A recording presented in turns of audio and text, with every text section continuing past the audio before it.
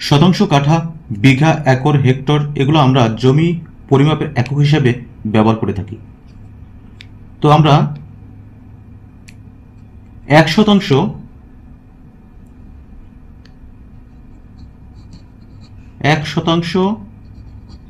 সমান হচ্ছে আমরা জানি 435.6 বর্গ ফুট। এখানে একটু কথা বলে রাখি যে অনেকেই কিন্তু বর্গ ফুট বিষয়টা বুঝতে পারেন না। আমি বর্গ ফুটটা কিভাবে হয় এটা একটু আলোচনা করি। ধরুন আমাদের একটা জমি আছে, এই জমিটার এক প্রান্ত হচ্ছে 2 ফুট আর এক প্রান্ত হচ্ছে 2 ফুট।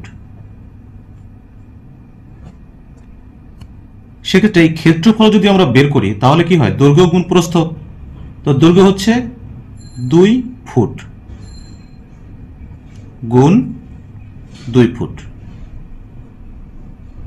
তাহলে এখানে হবে কি 2 গুণ 2 হবে হচ্ছে 4। এখানে ফুট গুণ ফুট, তাহলে কি হবে ফুট এর স্কয়ার। এই স্কয়ার মানে হচ্ছে বর্গ ফুট, অর্থাৎ এখানে 4 বর্গ ফুট। এখন যদি এখানে যদি এই 2 ফুটের পরিবর্তে আমরা যদি 2 মিটার লিখি, এখানে 2 মিটার, প্রস্থ 2 মিটার, তাহলে একইভাবে আসবে কি 2 মিটার গুণ হচ্ছে 2 মিটার। তাহলে আমরা এখানে কি লিখতে পারি, 2 গুণ 2 4 আর মিটারের স্কয়ার, অর্থাৎ মিটার স্কয়ার মানে বর্গ মিটার, 4 বর্গ মিটার।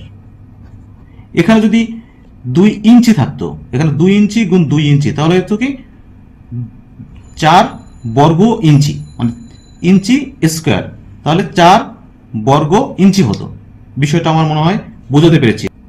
আমরা জানি হচ্ছে যে ক্ষেত্রফলের একক হচ্ছে বর্গ ফুট কিংবা বর্গ মিটার কিংবা বর্গ ইঞ্চি।